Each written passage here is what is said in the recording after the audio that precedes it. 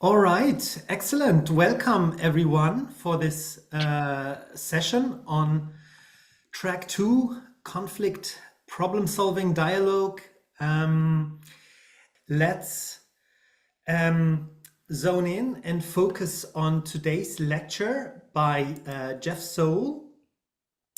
It's a true pleasure to have you here, Jeff. I'm very much looking forward to your session, as I said. And as you can see on the first slide, Jeff is at Harvard University, a lecturer, but in two very different faculties. So he lectures on law at Harvard Law School, but also on the practice of peace at Harvard Divinity School. He's the co-chair of the Peace Appeal. He's a senior advisor with us, the Kelman Institute for Interactive Conflict Transformation, and also a partner in the international law firm Holland and Knight. Great to have you here, Jeff. The floor is yours. Thank you. Thanks, Oliver. Thanks to Tamara and Max and all those who really spearheaded this entire massive project. I'm so pleased to be a part of it and so grateful to all of you and your organizations for including me. Is it fair to assume that pretty much everyone has read or at least had the opportunity to read the chapters, including this one? We provided them on Moodle, but I guess that most of the audience has not read it. Oh, okay, good. I just wanted to get a sense of that. Let me, what I want to do today, my chapter in the book that Tamara edited, and that was quite a incredible project she undertook, looks at conflict transformation through a learning lens. And I have increasingly come to think of conflict transformation, particularly where parties' worldviews, I'm going to say more about what I mean by worldviews in just a minute, but worldviews and core values are involved as a kind of learning challenge, and specifically an adaptive learning challenge. So that's the lens that we're going to be looking through today. Just quickly, here's what I hope to accomplish in the next 25, 30 minutes of this presentation. I want to introduce this concept of worldviews. I asked whether people had read the chapter because if you have, you'll know that I spend, let's say, a third of it trying through words in text to introduce this concept of worldviews, which which is not necessarily sort of intuitive to sort of grasp that we ourselves have a worldview that we're filtering everything through. So I want to do it with maybe more than words today in this presentation. And we'll also talk about how worldviews can contribute to conflict and our efforts to transform conflict. I've already said that I want to take up this topic as sort of an adaptive learning process. And then finally, as I do in the chapter, I want to highlight a few of the adaptive learning challenges that are involved in conflict transformation processes where there's a worldview dimension to the conflict, and we'll talk about some ways to meet and try to overcome those challenges. I want to say up front, though, that what I address in the chapter is a very small subset of the many kind of challenges that we as people who try to be of assistance in worldview conflicts must address. So what we're going to do today and what I do in the chapter is by no means the complete package of things we need to consider in these efforts. So let's talk a little bit about worldviews.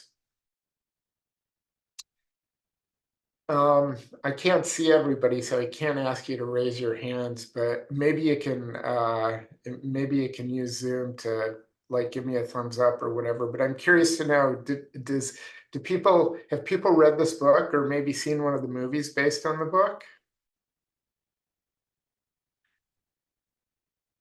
Yeah, Oliver, I expected your thumb to go up. I bet Tamara's is going up too. We're dating ourselves a little bit because, yes, because reading this novel was something of a rite of passage for people of a certain generation, that is ours. You would have read this in your teens or 20s. It's a fantastic sort of farcical but wonderfully deep farce of a book. And the book opens with the main character, Arthur Dent, escaping Earth moments before it's destroyed by aliens. And then he travels around the galaxy for the rest of the novel, searching for the ultimate question of life, the universe, and everything. So Dent is seeking the ultimate question, but the answer to that question is revealed at the end of the story. I'm not going to tell you whether the question is also revealed at the end of the story. The question is really what Dent is looking for. I will tell you that he finds the answer to the question at the end of the story. And this is a spoiler alert. I'm about to display the answer to life's ultimate question. I don't feel too badly about doing this because remember, Dent is seeking the question first of all, not the answer. And if you really wanted to, you could find the answer on Wikipedia. All right. So are you ready? I found some web results. Oh. I can show them if you ask again from your iPhone. Siri wants to get involved too. I don't know if you heard that, but Siri just offered to pull up the answer from Wikipedia for me. All right, here it is. Don't blurt out anything, but give me some thumbs up also if you see the secret message encoded in this image. Yeah, I see thumbs going up. Good. Well, if you see the secret message, now you know the meaning of life. However, if all you see is a bunch of dots forming a circle with no number visible in it, you are among the small number of people, about 2.5% of us, all men, who are colorblind, like me. So you'll never know the truth about life in this world. I'm curious to know, are there any other colorblind people here today? If so, give me a thumbs up.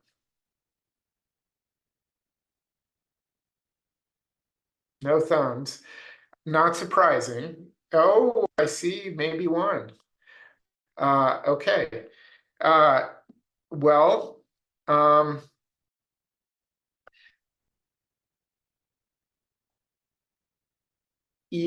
those of you, the vast majority of us here today who don't know or who do know what is in this circle of dots could blurt it out and could tell us, but let me just display it in a way that colorblind people like me and one other person here can see.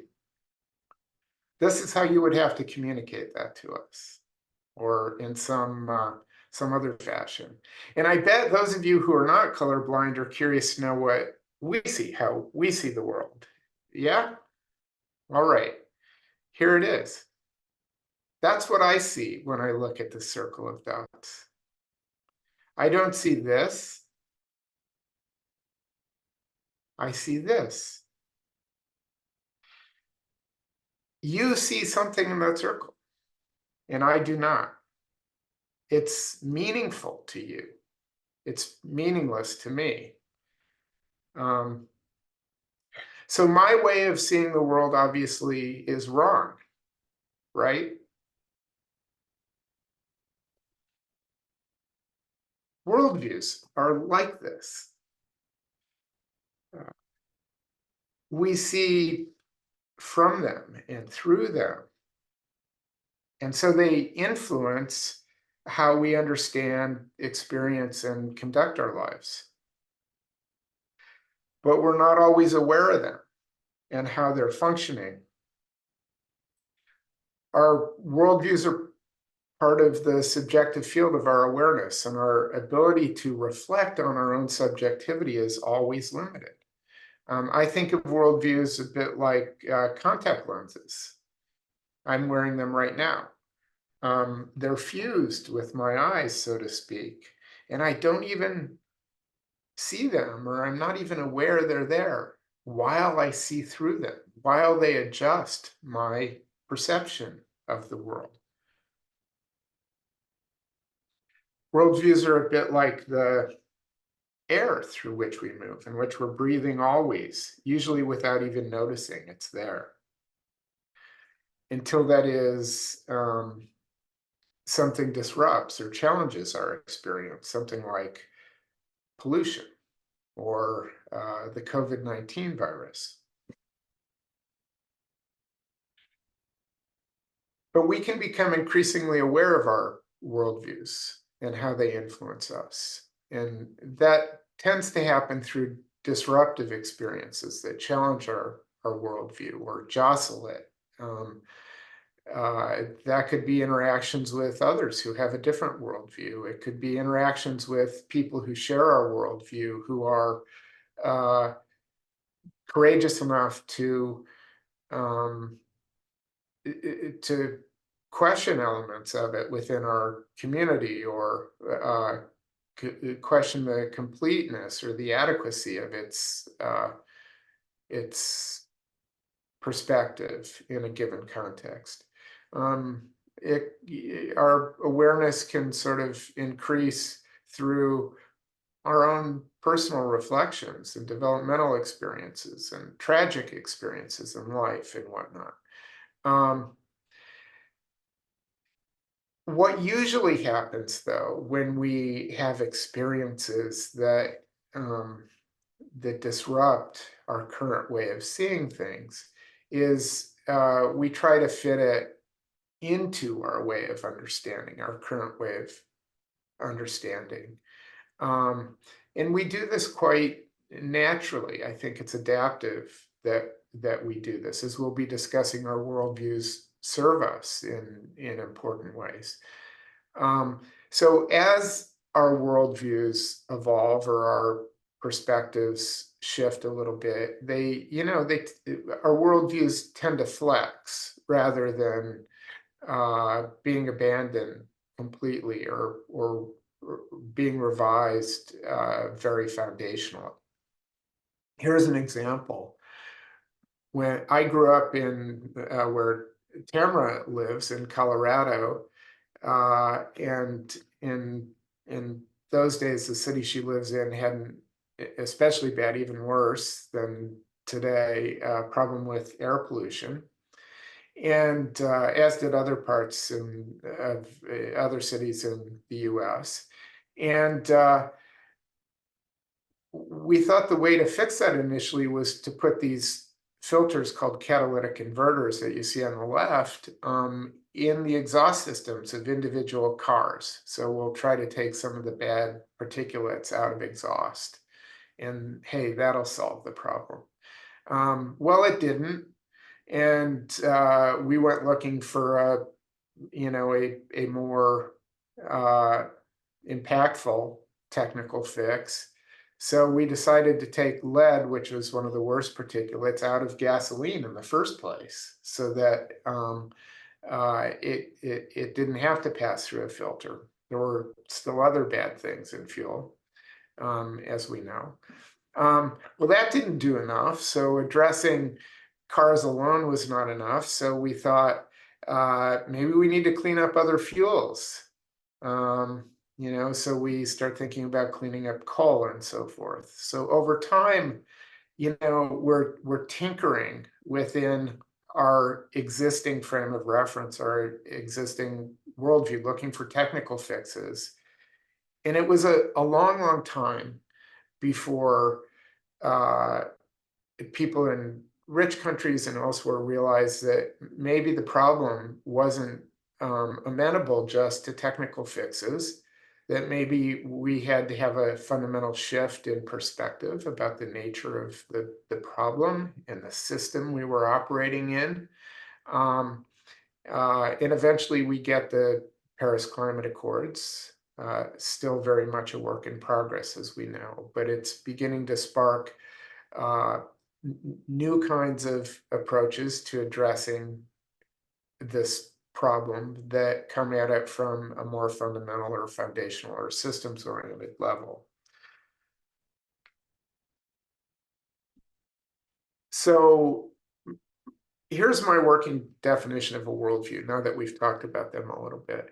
I simply think of it as a way of life, a way of orienting to experience. You might think of it as our kind of meaning-making operating system. One of the hardest things for some people to grasp is that there are secular worldviews. Many people who come from a secular perspective, a sort of global north, the rich, educated, industrialized, liberal, democratic, secular perspective, think that's not a worldview. But indeed it is. Worldviews tend to be foundational to our identities, and they tend to be sort of expressed not just through articulated ideas, but through, our social patterns and structures, how we act, how we make decisions. They do tend to overlap with other worldviews. We sort of, we may be part of more than one moral community. We may have a rather eclectic way of a lens, that we look through. And they're formed and influenced by many different factors, from family experiences to personal experiences to our temperaments and whatnot. But worldviews in general answer certain big questions. We may not think about these questions a lot, but most of us, if given time to reflect, would find that we have an answer to each of these questions. Questions about the nature of reality, about our origin and our future, about how we can even know such things, about the situation in which we find ourselves, and what value orientation should I act from, and what actions does that value orientation compel me towards in the moment. Worldviews, as I said, serve certain functions for us, and I think one way to think about how they function is they function in ways that satisfy individual and group needs. We decide who we belong to, who we can trust, in part by whether or not they share our way of seeing the world. And those tend to be the people, with whom we find safety, with whom we transact to serve various needs we have, including our physiological needs.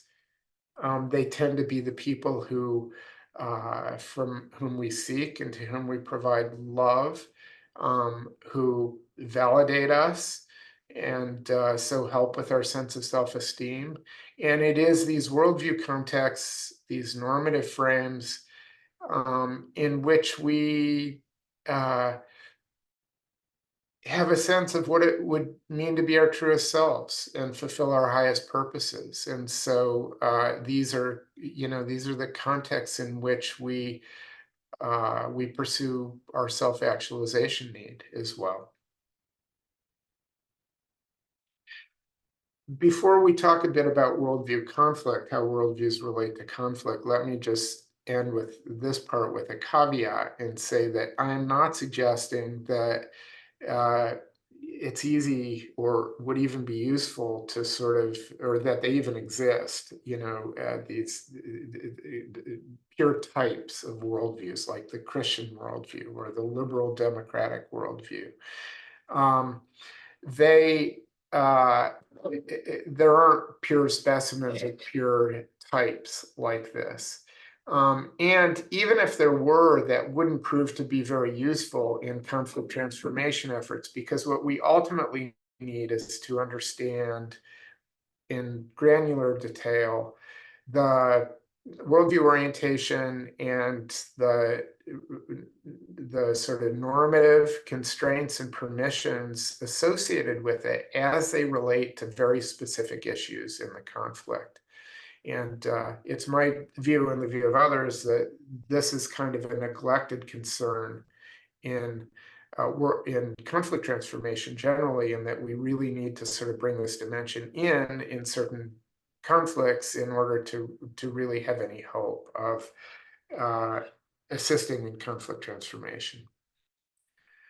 So let's talk a bit about worldview conflict. I have come to think of it as what happens when differently reasonable people disagree, or people who reason differently or reason from different foundations or premises disagree.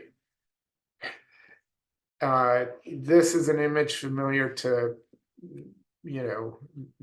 all of us, I'm sure.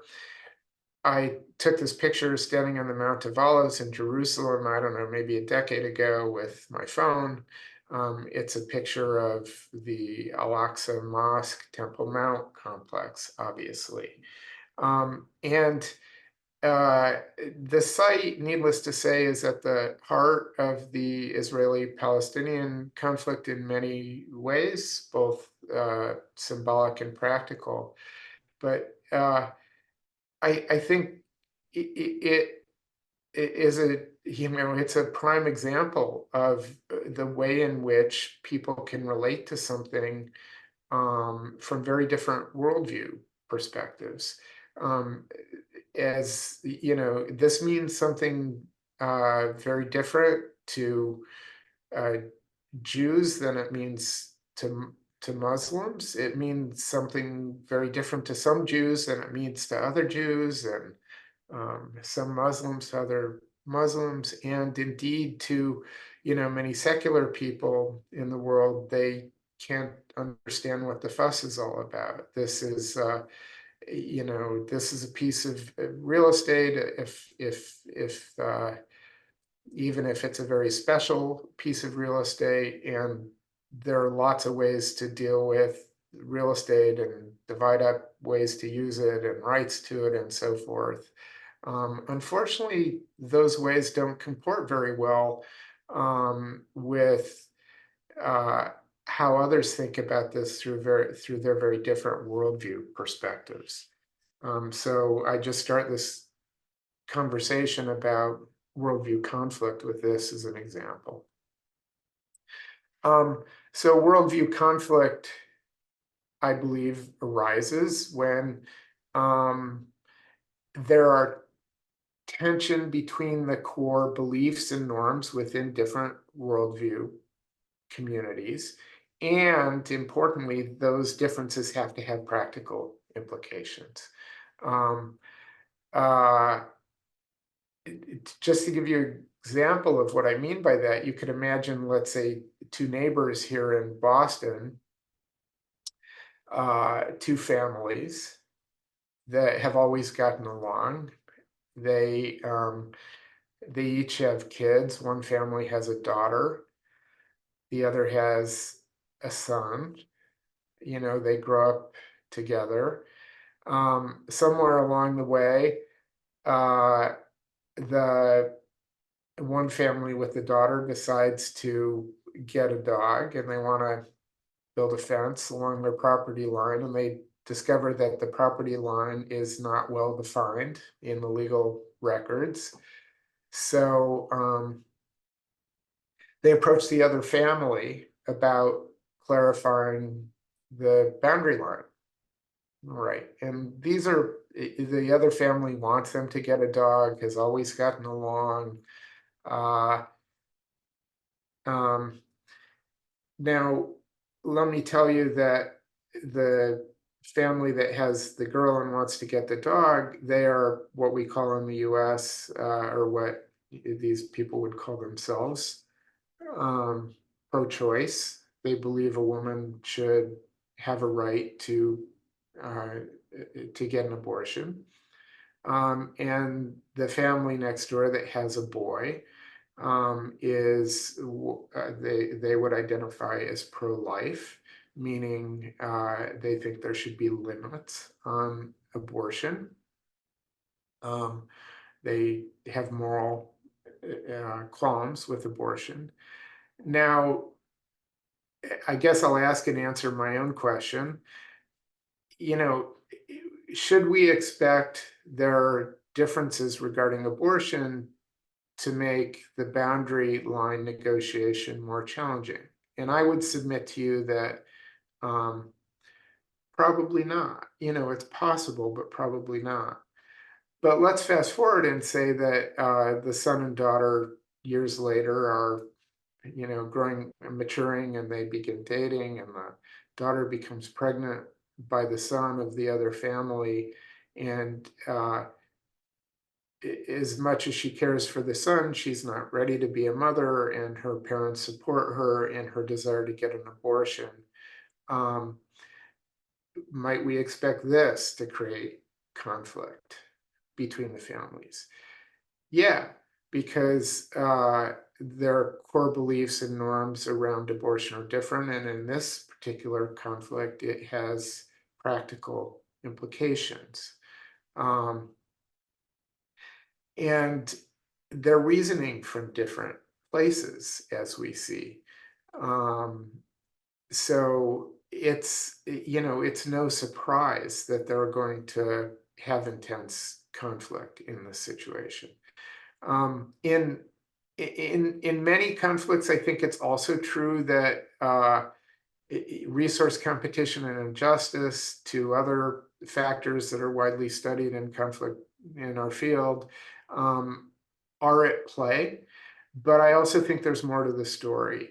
I think that many of our conflicts are not about simple questions of fairness or justice, in part because within their different you know, moral frameworks, parties may be reasoning very differently about what it would mean in this context to be fair and just. We're not dealing with parties that have a completely overlapping normative framework. Their normative frameworks are the background norms against which they're negotiating diverge to a significant extent. And this is the defining and challenging feature of worldview conflict, I would submit. As we know, worldview conflict can be very intense. That's because it implicates, you know, what in the literature called sacred values or contested values. These can be religious or secular values. It's because we're subject to biases that make it harder, as we know, to see and acknowledge other perspectives. We look for information that confirms our priors. We attribute to others views they don't actually hold. And very importantly in this context, many of us, even within our own worldview communities, walk around thinking that privately thinking that we are more moderate, more flexible in our thinking, more open to the other side's perspective than other members of our group. But because, you know, we have our needs are satisfied in our moral communities, including our strong need for a sense of belonging, we're afraid to talk about this. And this leads to, you know, what in the literature is called pluralistic ignorance. It's the other members of our groups are walking around, many of them thinking exactly the same thing. I'm more flexible, I'm more moderate, I'm more open to the other side's perspectives. I would negotiate over some things, but I'm afraid to say that. And everybody's thinking this within our groups. And so we tend not to discover this. We tend to remain ignorant. And, but nonetheless, we are going to try to solve, transform conflicts in ways that are broadly consistent with our worldviews. And worldviews do change slowly. And so the challenge is to sort of engage in adaptive learning to create openings for conflict resolution, despite with the knowledge that probably parties' worldviews are not going to change fundamentally, certainly not within any relevant time frame. All right. So let's talk a little bit about conflict resolution as adaptive, or conflict transformation as adaptive learning, and let me define terms a little bit. There's a broad literature on this.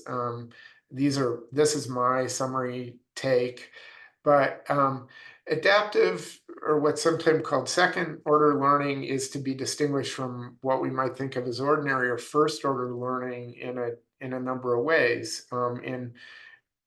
In ordinary learning, we're sort of just adding to our current understanding. We're adding facts, we're adding information, we're clarifying basic facts that we may have wrong. In adaptive learning, we're starting from a different premise. We're not disinterested in having facts clarified and getting new information, but we're starting from the premise that or we're more open to the premise that the ways I've been thinking about things in the past, may just be fundamentally wrong. That most of us will say things about people we think are unreasonable, like we'll say, I don't understand them. But we don't really mean that. In truth, what we're saying is, I understand them perfectly, and I think they're crazy. We're really saying we have an a priori, a prior understanding of them that we're not really open to being fundamentally contested. In adaptive learning, we shift into, or we're jolted into, the realization that we actually don't understand. I could give you many examples of things I've seen happen, in conflict transformation processes where parties make this sort of shift, and it's really often a very important and pivotal moment in the process. In ordinary learning, assumptions are unquestioned. In adaptive learning, we're actively sort of interrogating our assumptions and testing them and discarding invalid assumptions. In ordinary learning, as in my climate change example earlier, we're seeking superficial or technical fixes within the existing system.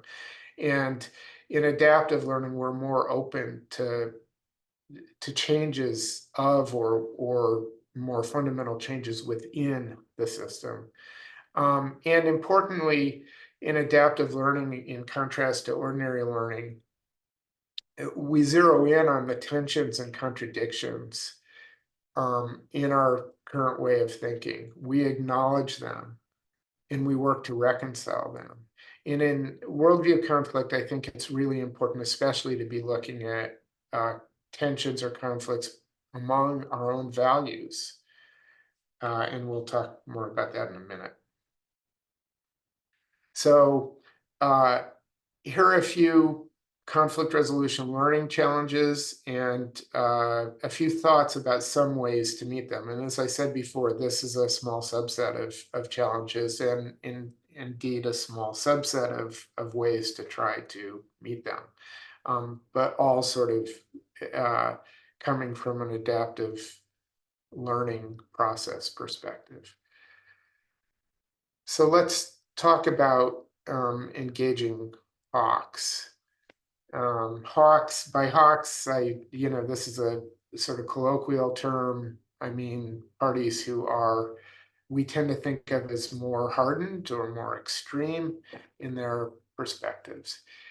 And needless to say, most groups are internally diverse. Like when we talk about blue states and red states in the US, or Republicans and Democrats, conservatives and liberals, we're saying very little that's meaningful, because these, and this is true of any other, group we might talk about, Israelis and Palestinians, whatever. Needless to say, these are broad examples of broad communities with many types of subgroups within them. And in fact, within those subgroups, there are differences of perspective that may or may not be transparent to other members of those subgroups at a given point in time. 12:44 p.m. In many of our conflict resolution efforts, and here a nod to Herb Kelman, who wrote an influential piece decades ago called Building Coalitions Across Conflict Lines, he made the point, that what we're trying to do in conflict resolution efforts is build a coalition among some individuals across the lines of a conflict. But we have to take care to do that in a way that doesn't jeopardize their credibility with members of their own group, because we ultimately need them to be able to influence members of their own group. I think too often, and I know this view is shared, with Tamara, Oliver, and others here, that too many of our conflict resolution efforts historically have, been about basically getting doves to talk to one another, the peaceniks on either side of the conflict. And that's great, and it's necessary. It may be a start, but pretty much, doves are always willing to flap their wings together and talk to each other, and it's seldom going to be enough, especially in these really protracted conflicts. So we need to build deeper coalitions across conflict lines, engaging what I've come to think of as the dovish hawks within the more hawkish subgroups. And I think we have to go further, and we have to build, deep and strong coalitions within the broader groups behind the negotiating table, so to speak. And so this is a point about who is engaged in the adaptive learning process. And the thesis here is that there's a lot of important information about perspectives, about possibilities, that are, what we might think of as peace assets that exist within, the groups in conflict that we don't tap sufficiently. So this is a thought about what is the nature of the learning community we're trying to assemble. And I think it has to be a very broad and inclusive learning community in these situations. Another sort of challenge that we confront in these situations is mitigating risk. I think you've gotten the sense from what I've said previously that deviating from the norms or values in one group, the dominant perspective of one's group, can be a very risky thing for people. So how do we make it safe for people to take the risks that are necessary in an adaptive learning process? And I think we can think about this in a number of different ways. One is, with respect to process and with respect to substance. These are pretty much of what I'm saying here is pretty well traveled ground within our field, that has been applied in other contexts, advocated by many others. But from a process perspective, it can make sense to frame the beginning of a conflict transformation process as a research phase, not really asking anyone to commit to anything, but trying to understand the situation better, not even calling it negotiation, not even calling it dialogue.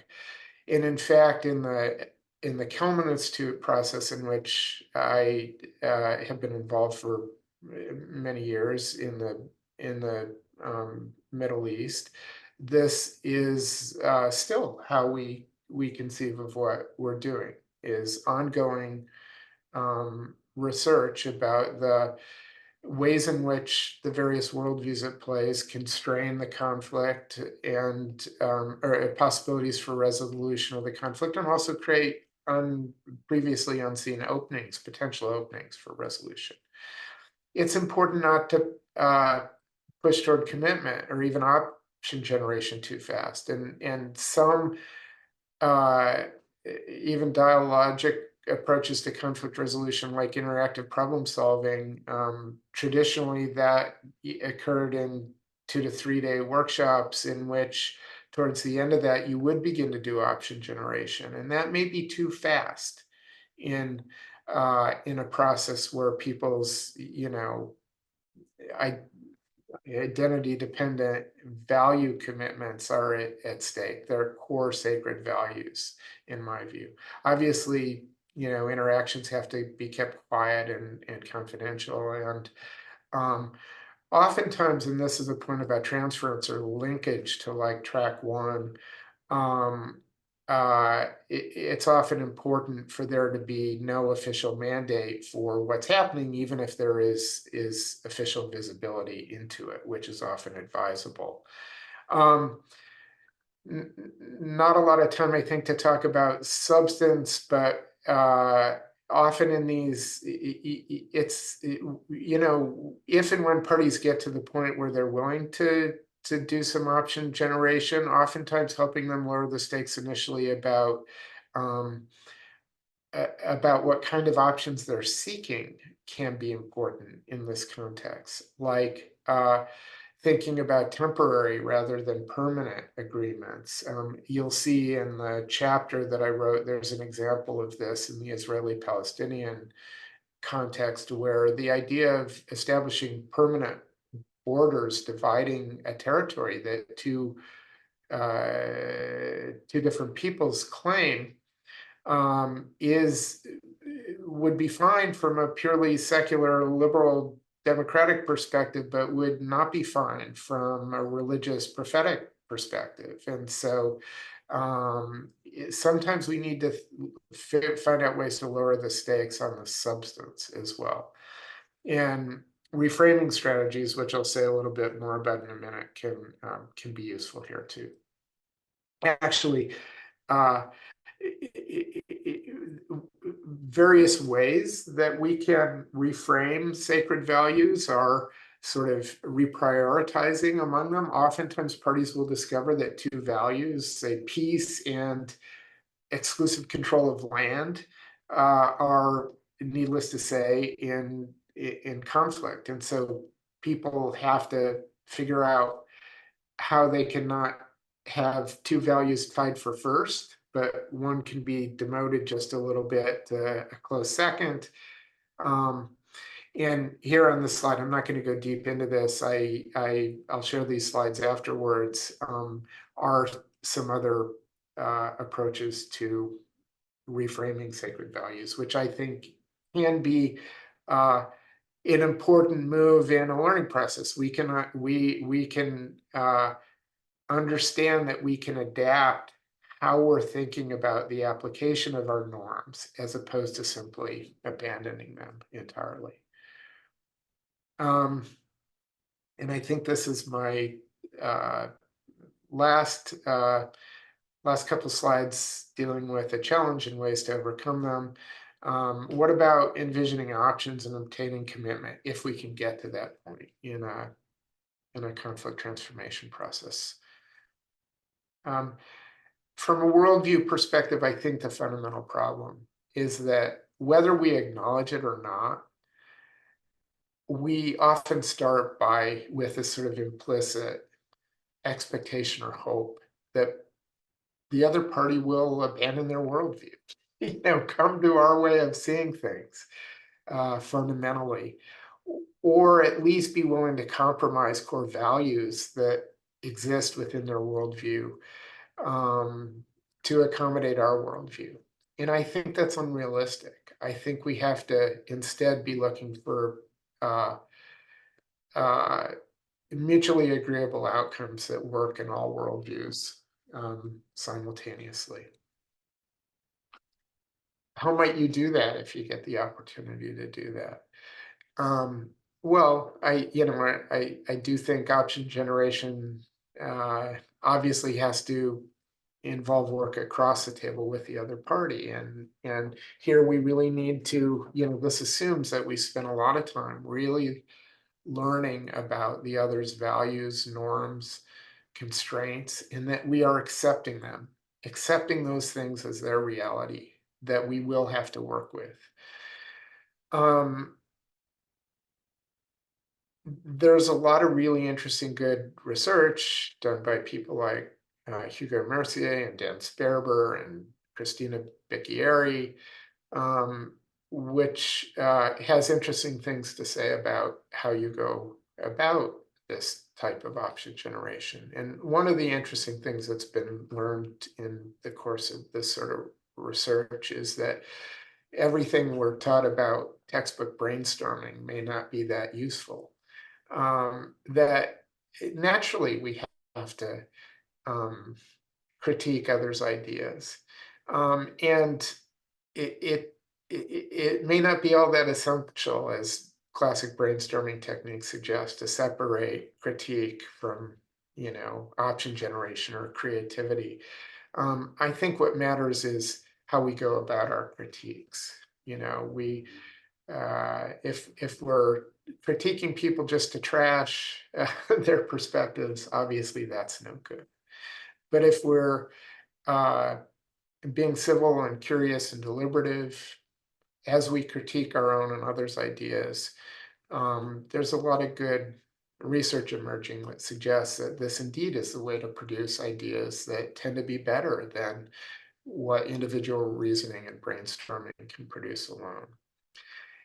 And I think importantly in this conflict or in this context, when you find that you can't come up with mutually agreeable options across the table yet, this is a cue that there's more work to be done inside groups behind the negotiating table to try to create more internal learning and flexibility around norms and values and how they can be applied to facilitate agreement across the table.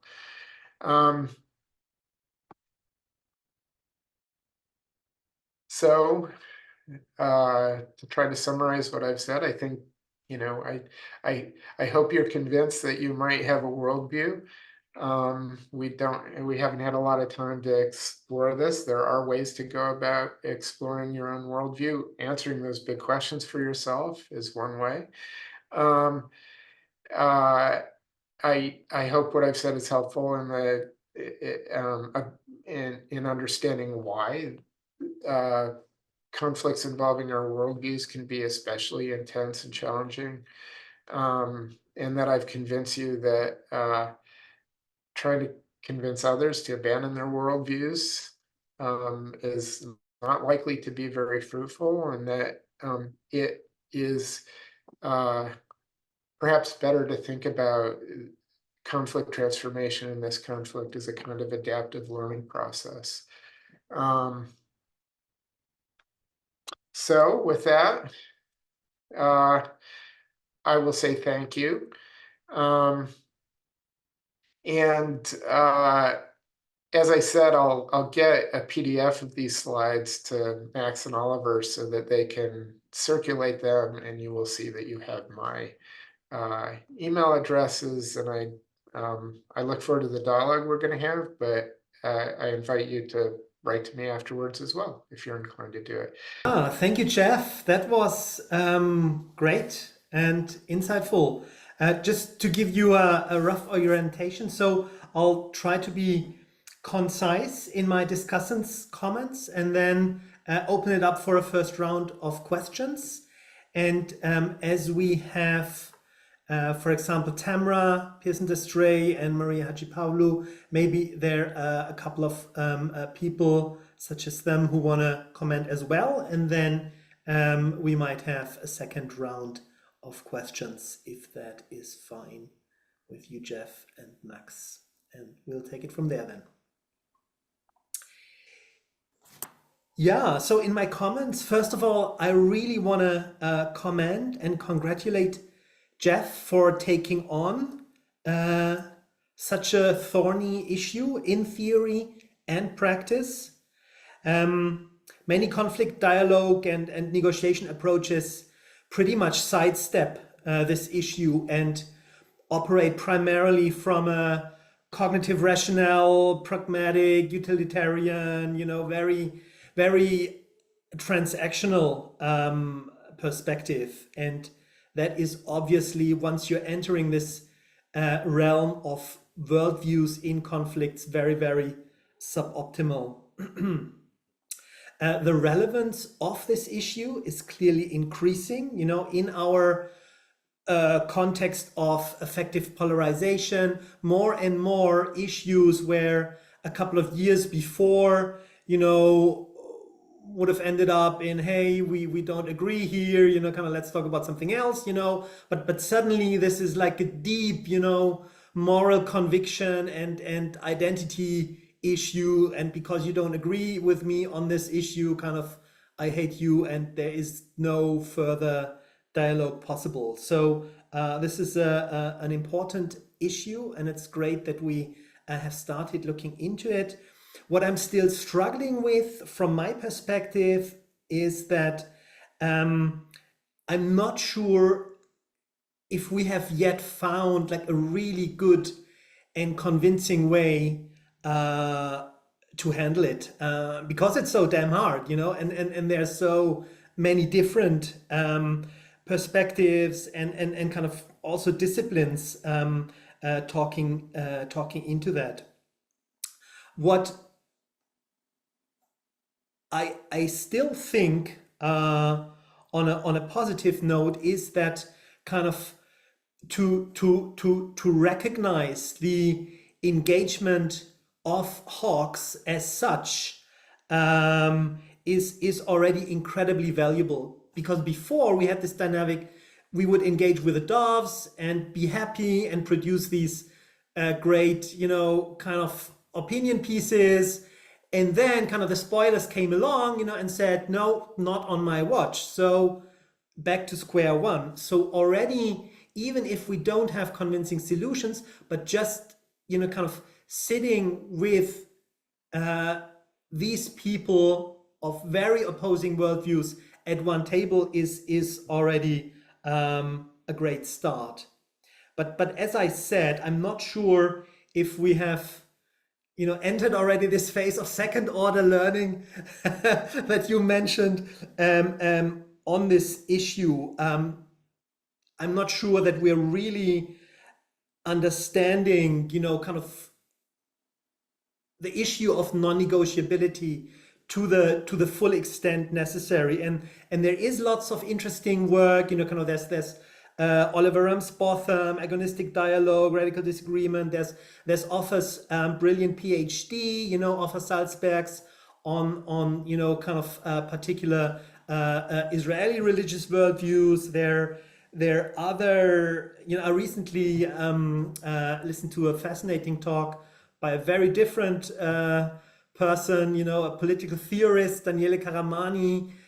He's doing comparative politics. He had some fascinating stuff on, kind of the type of cleavages they use, in political theory and comparative politics.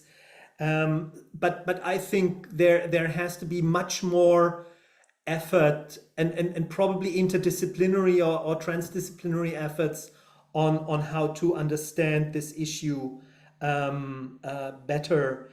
and maybe like on a realistic note, we have to kind of downsize our ambitions a little bit on how we will be able kind of to bridge gaps and achieve understanding. I just when reading your chapter, I was I thought of we recently submitted an article around kind of the wider issue of de-radicalization, and in terrorism research.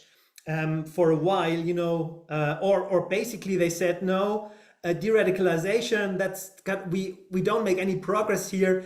Let's look at disengagement. You know, kind of let's be happy with that, and maybe we have to, you know, kind of look into it from such a perspective and find out, you know, with interdisciplinary collaboration, what can we achieve.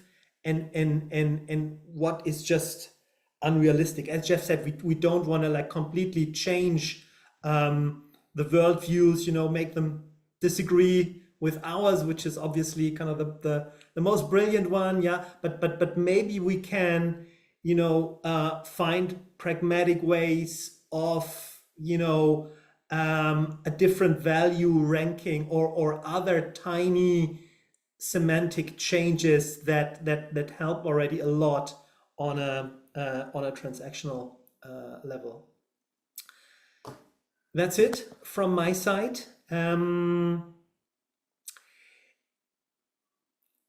If there are no immediate reactions by Jeff or Max or Tamra or Maria,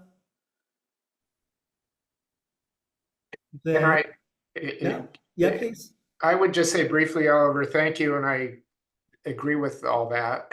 You know, I think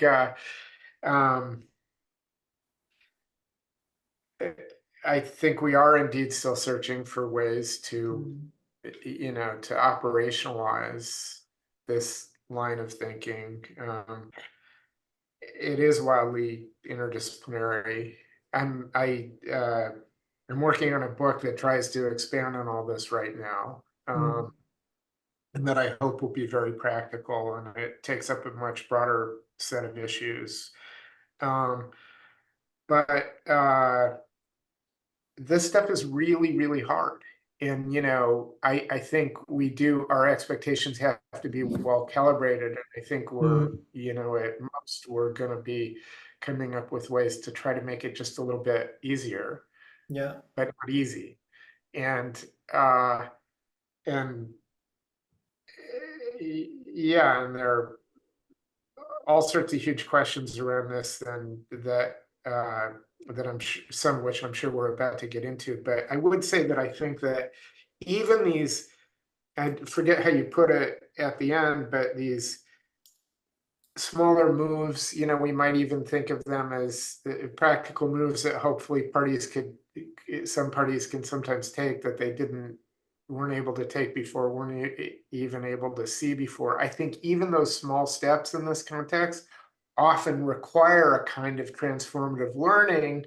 Yes. Within their own communities and across the table. So even to create that little, you know, millimeter of additional movement possibility is a huge thing that might be slow and require, you know, hugely transformative learning with sometimes within these contexts. So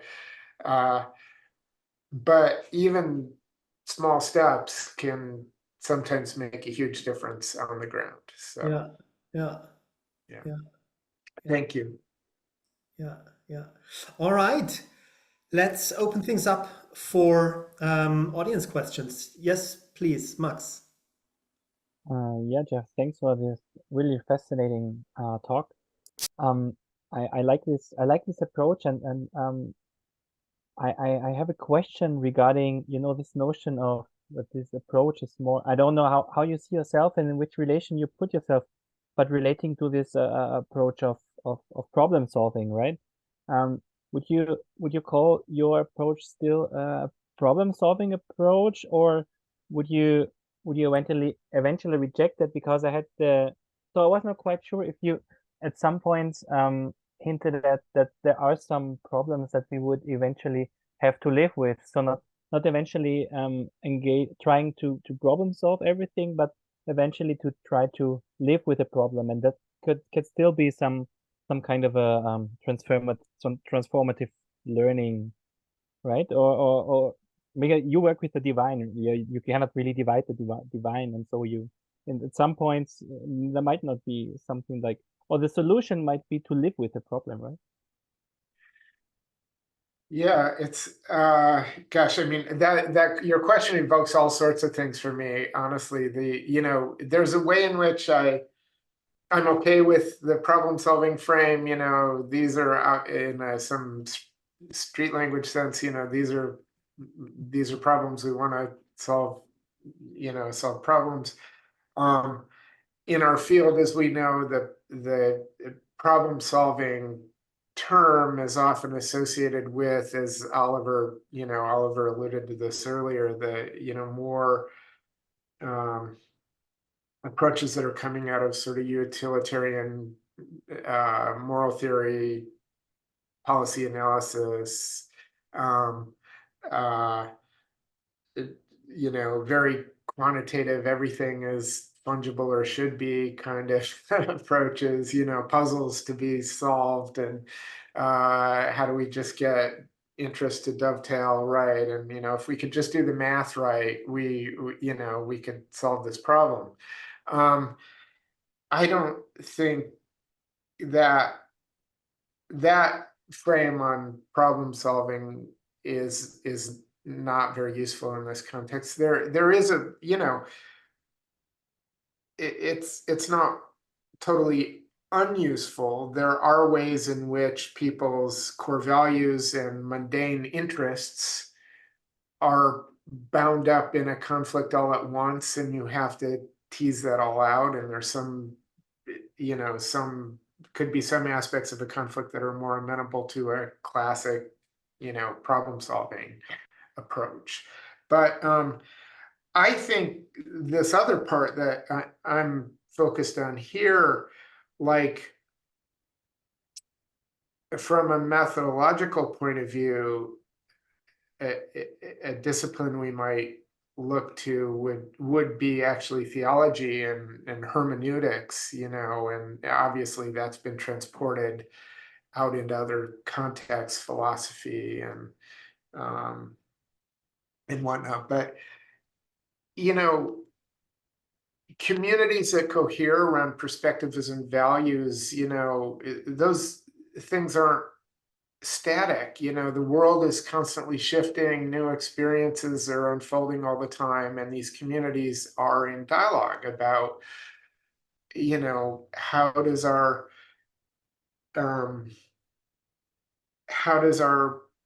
frame of our moral frame, our way of orienting to the world, our values, how shall they be applied, how shall they be tweaked in light of changing reality. And I think bringing that sort of process and mindset more to conflict as part of reality, as part of the reality that has to be taken in, and we need to have those dialogues within our community, hermeneutical sort of dialogues, meaning making processes, and remaking of meaning within our communities. I think that is more the kind of frame I'm trying to, I would want to encourage, certainly behind the table within worldview communities.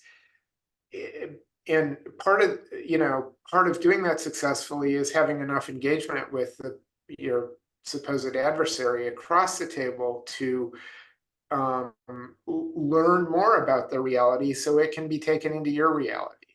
And as as raw material in this process of making and remaking meaning within these worldview communities. So, and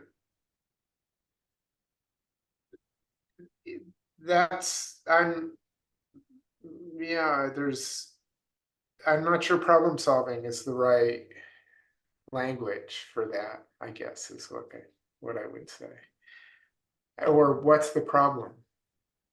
It's, this is what humans do. We make meaning. And there's a kind of resistance to making different meaning or making new meaning in these intense conflict situations. And but I think we have to sort of soften that resistance and support parties in a process of remaking meaning. Thanks.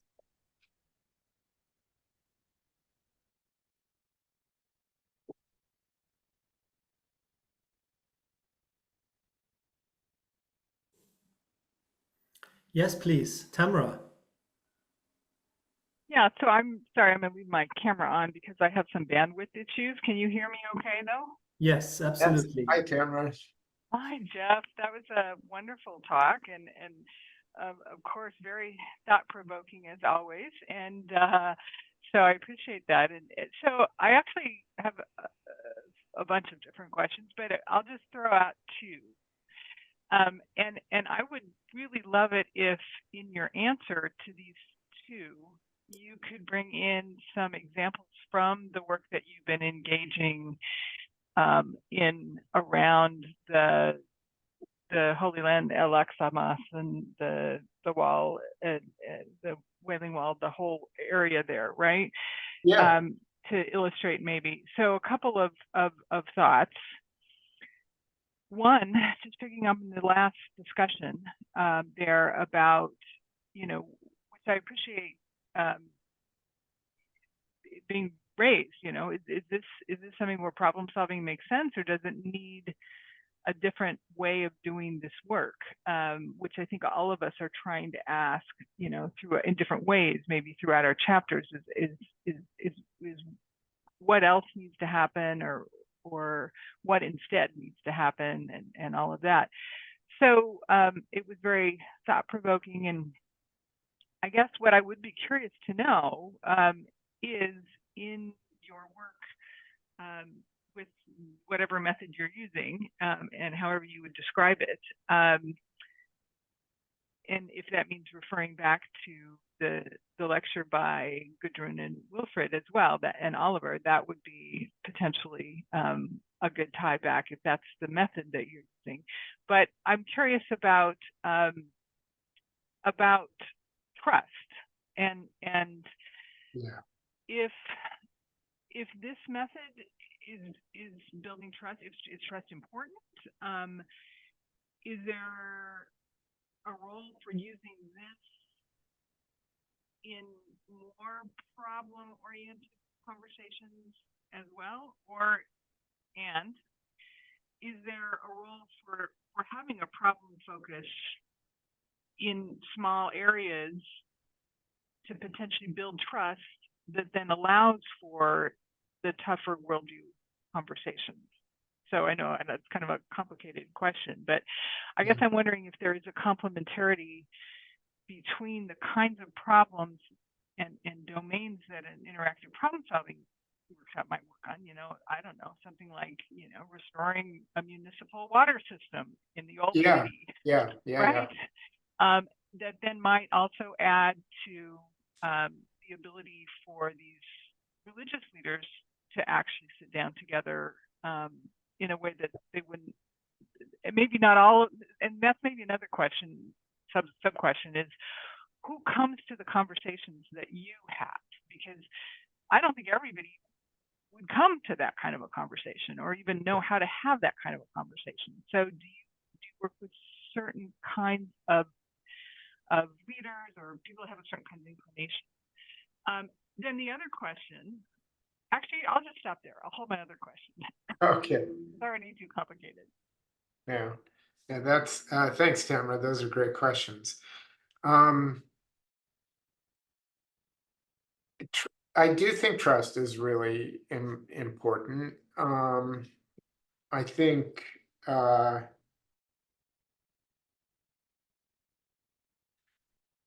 I think it builds in a few different ways in this context. I'll give a couple examples. And I also think that problem solving is one of those ways, and I'll give a specific example of that. Let me just say one of the interesting things about the Kelman Institute work in which I've been involved, in which this group has heard about from others, is, and I'm sure I'm saying things that providing anecdotes that others you've heard from might also provide on these points. It isn't only religious leaders that are involved in this. It's true that we have a religious Zionist rabbi who's part of it. We have an important sheikh. And we have other devout religious people, but we also have secular Israelis and Palestinians. So the thesis here is that all of these are worldviews, and all of them need to be sort of engaged with one another. And one interesting thing that you might not expect initially, but right away you probably grasp why we should expect this initially. Like the religious Zionists and the conservative Muslim actors, so basically Jewish religious nationalists and Muslim religious nationalists, interestingly, they have an immediate affinity for each other that they don't have with the secularists. It's true that the secularists might be more initially willing to accommodate both of these others, and these others might seem like they want diametrically opposed things. They all want custody of the whole territory, within their religious prophetic vision, but they have an immediate sort of trust and affinity for each other despite their opposition, because they recognize the other having a very similar worldview to theirs, very similar commitments. They can have a kind of respect for the other religious nationalist and their deep religious devotion, because that's how they regard themselves. So right out of the box, there's a kind of counterintuitive bond of trust between two of the types of actors you might not expect. Now, they've each done things that have offended the other in the past, and so on a there was also hesitation initially and skepticism initially, but they had a kind of affinity for one another that I think was a little surprising to some of us initially. Trust. Two other examples of trust. The last one related to your problem solving thing, or trust building and its importance. I think trust builds through the work of making an effort to understand this rabbi I mentioned and the sheikh I mentioned, just to give one small example, went round and round for years. They used to have these sidebar conversations, which were not sort of, in breaks and stuff. And the rabbi could not understand and accept how Islam claims as prophets figures, primary figures in other religious traditions. So, as people here likely know, Jesus is a prophet of Islam. Moses is a prophet in Islam. And this rabbi felt this broke some sort of rules or whatever about how a religion can function or whatever. And he used to just interrogate the sheikh about this all the time. And we would listen to this. I mean, lots of people would leave the room. I'd sit there. I thought it was kind of interesting. And I'd listen to them go back and forth. And the sheikh was very patient in trying to repeatedly over years explain all this to him. And at one point, the rabbi just kind of puts his hands in his head and he's looking down. He can't process it. And in the silence, I said, I looked at him and I said, it's just different. And he looked up and he goes, oh, it's just different. And that was a moment in which he was no longer, he realized that what he had been trying to do was understand the other's worldview, make it make sense from his worldview perspective, as opposed to meeting it on its own terms. And when he could demonstrate that he made the shift and he was really now just simply meeting the other on the other's own terms, that was a hugely important trust building moment. So I think trust builds through the process of just doing this kind of work together. The final thing I'll say about trust on the problem solving point is there was a really interesting moment. I could give numerous examples of this sort in one of our early sessions, maybe a year into the work, when we were in a hotel outside Jerusalem, and we woke up on the second day and found the Muslim participants were not there, and we were really worried. What happened on the first day? Is this all exploding? And we soon learned that in the middle of the night there had been the IDF or the Israeli police had gone to a Bedouin village and were raising the home of the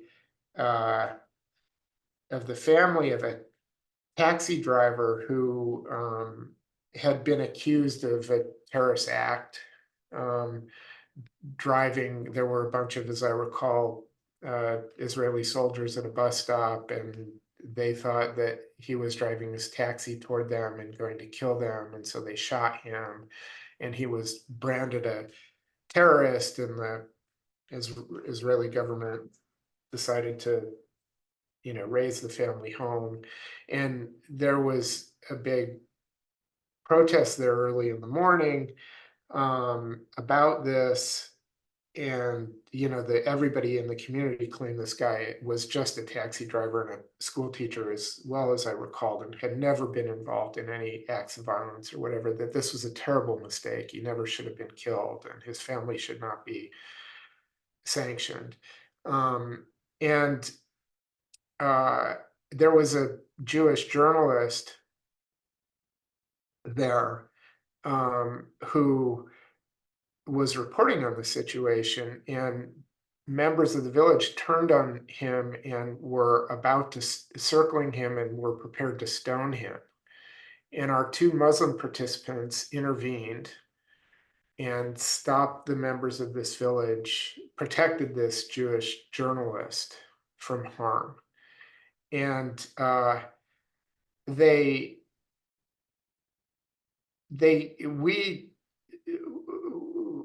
we sat wondering what was going on most of the morning, but they came back and they reported all this to us. They really wanted us to know about this. And it had such a transformative effect on the relationships in this group. And the rabbi, who was politically influential, said, I'm going to force the government, or compel the government to start an inquiry into the reality of the situation around this guy who was shot. And if he shouldn't have been shot, the government needs to acknowledge that. And anyway, there was a commission. This guy was cleared, and those two members of our group have gone on to collaborate on things like reduction of gun violence within Israel and within Palestinian communities within the state of Israel. They've done all sorts of problem solving around stuff, and that has helped build trust. So that was a long answer, but I think trust is really important, and hopefully that gives you a sense of ways I think we've seen it being built in this process. Who comes to these conversations? Well, I think it is, at least among hawks, it's the dovish hawks. I think that I think we underestimate the willingness of people that we think are hawkish or that we tend to view as extreme, of the willingness of at least some of these people to talk and their capacity to do so. And I've some things I can talk about, some things I can't, but I have seen, when we have traveled with this group and met with government officials and whatnot, people initially, just like when members of the group introduce themselves, they often the reactions I get is from these government officials is, "Oh my God, we didn't know that like hell has frozen over. We didn't know these you people talk to each other." We even had a translator at one point who had grown up as a religious Zionist, but then in adulthood just went to the opposite end of the ideological perspective and lived in a kibbutz. And when she saw religious Zionist actors talking with Palestinians in civil ways and embracing them and stuff, she became emotionally overwhelmed, and the whole group was attending to her, and her experience, because it was just too incongruous from her perspective. So I don't think it's surprising that we're surprised by this, but it's unfortunate because I think there's much more opportunity to do this work than we recognize. Yeah, thank you, Jeff, for sharing. There is a question from Martin since a while. Yeah, hello. Hi there. I'm Martin. I'm one of the students following here. I would have a question regarding how far can you go in accommodating others' worldviews, and when would you have to stop in order to still be true to your own worldview? Let's say, as an example, defending human rights. So there is people who say human rights are universal and they equally apply to everyone on the planet.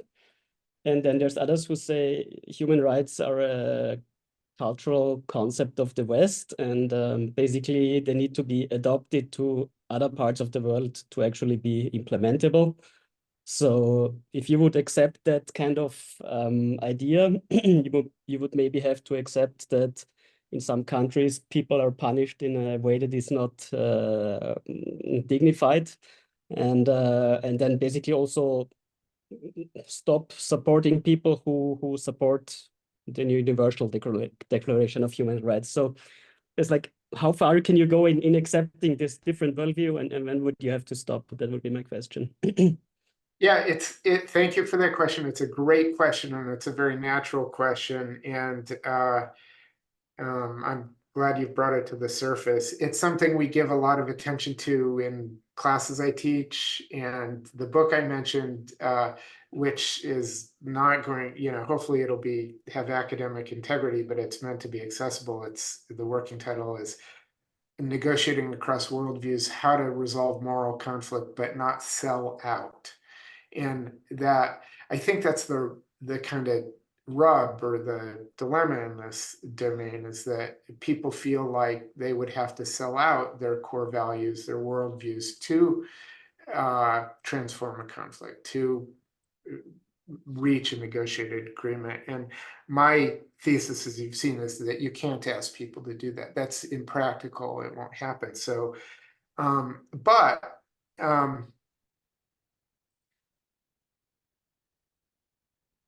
it's such a big topic. In my classes, I had people read the work of a moral philosopher I really admire and know a little bit. He's at Duke here in the US. His name is David Wong. And he's developed this concept of what he calls pluralistic relativism. He works on the question of moral relativism. He's essentially asking your question from another perspective, like how relativism tends to be a kind of dirty word.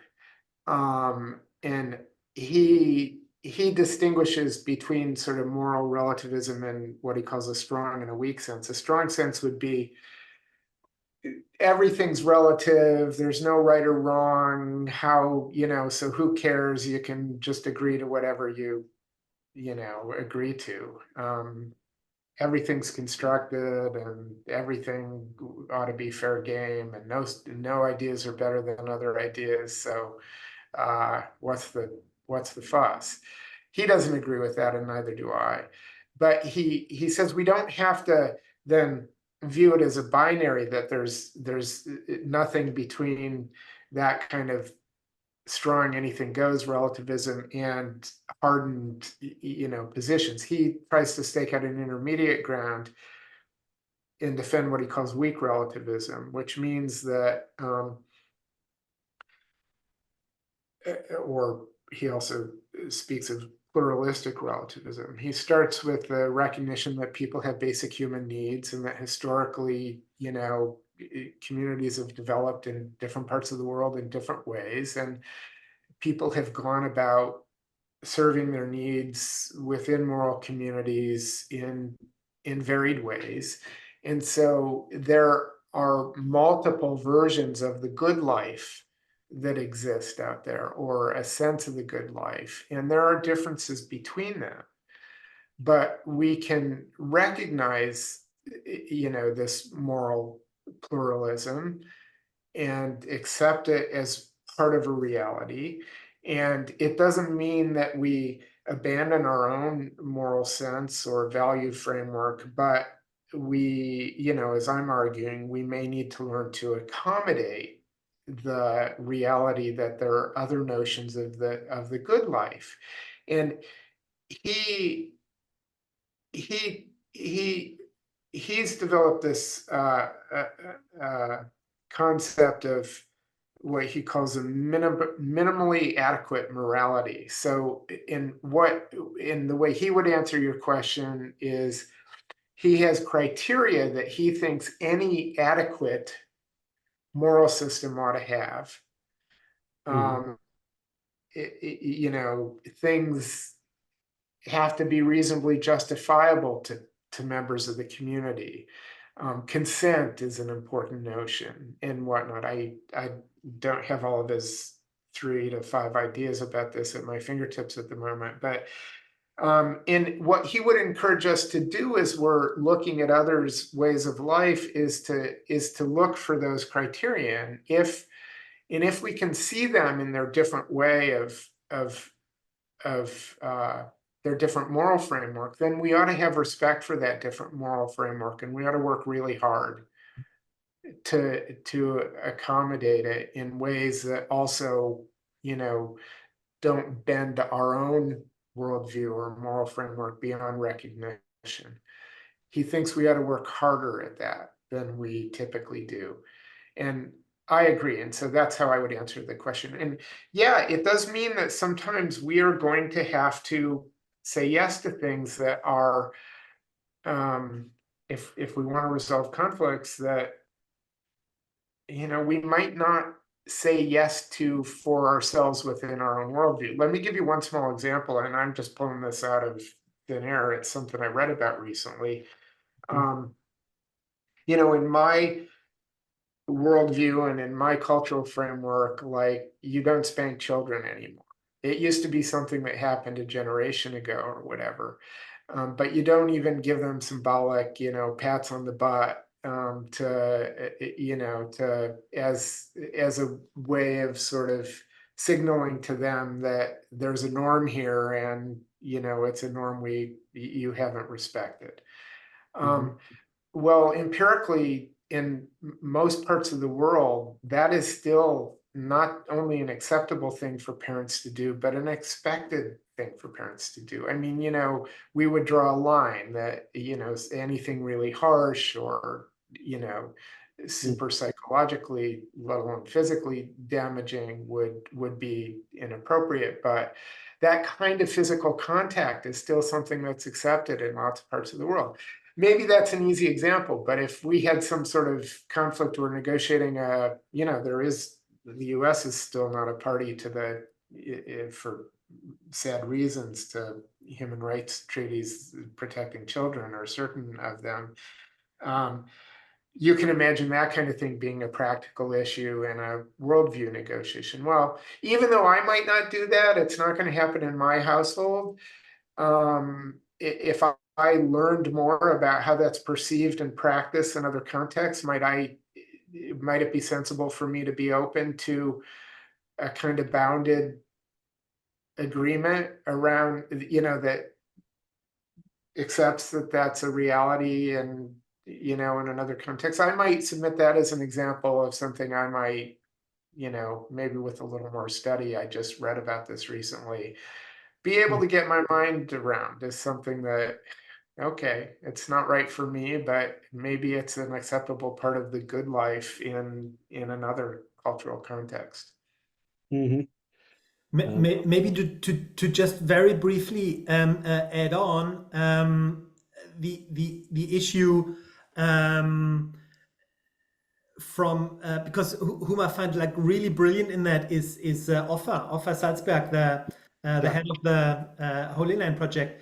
And so these universal human values would be like a something that he upholds very strongly, yeah, but that brings him nothing like with the rabbi and the sheik.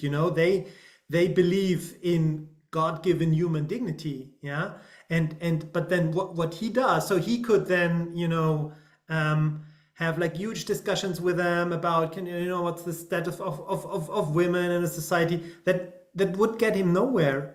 But he then says, okay, how far can I build on this, from their worldviews, on these values of like God-given human dignity that basically achieve far and wide kind of a similar thing, instead of insisting on my universal human values thing that gets me nowhere. Right. And Ofer, Ofer is putting exactly, that's a great example, Oliver, of what we're discussing into practice in those ways, in this group with others in the region who come from a different worldview perspective. And there are lots of other, examples of this. And I recommend the work of David Wandyu. He has a short book published as under the Cambridge Elements series on moral relativism, and he gives some other examples of this, the way abortion, is dealt with in other contexts, Okay, thank you so much for that answer. Could you maybe put the name of the author in the chat so he could?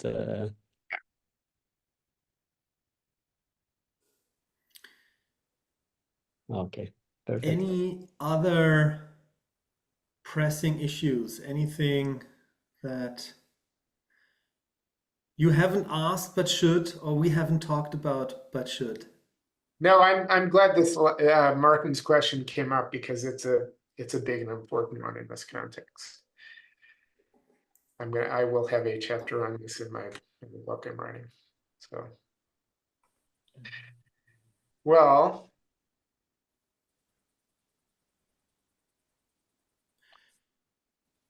Yes, please, Hans Volker.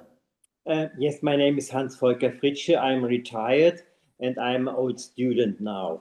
I like this paper very much, especially the worldview aspect.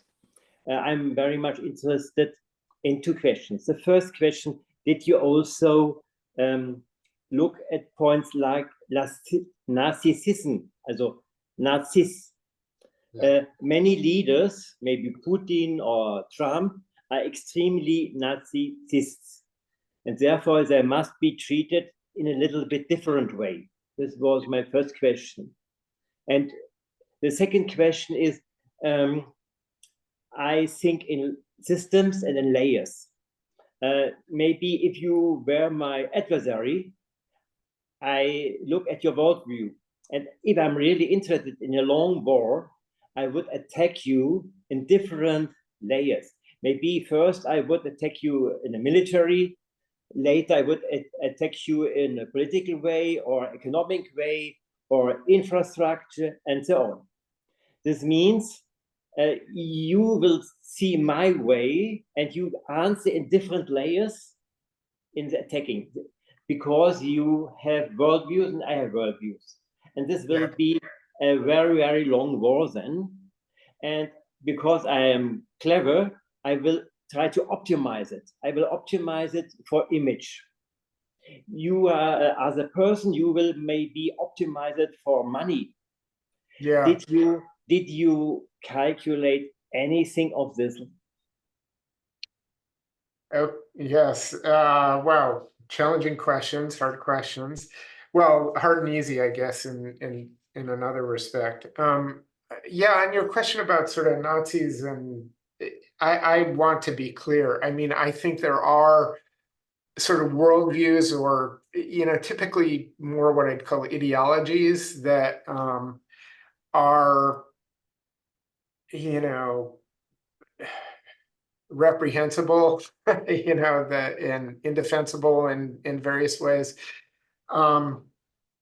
and which would not satisfy Wong's criteria for an adequate morality. They are inadequate moralities, according to any sound notion of what it is to be moral. Having said that, however, I think even with such ideologies or views, which I'm not suggesting we try so hard to work with in the ways I've been encouraging, we can look at them and similarly and say, well, how are they satisfying human needs? What is their logic from a needs satisfaction perspective? I mean, people generate a sense of belonging around sometimes very distorted and harmful ideas, an example, and it's not always impossible to work with it. There's a guy, an African-American guy named, I think his name is Daryl Davies here in the US, who has convinced many members of the Ku Klux Klan, which is still unfortunately alive and well today, to leave that organization through, he listens to them and he tries to understand where they're coming from and what their needs are and how they're,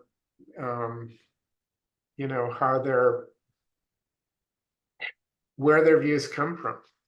And through these dialogues, I think something like 20 people or more that he has dealt with who are members of the Ku Klux Klan have left it through their encounters with him.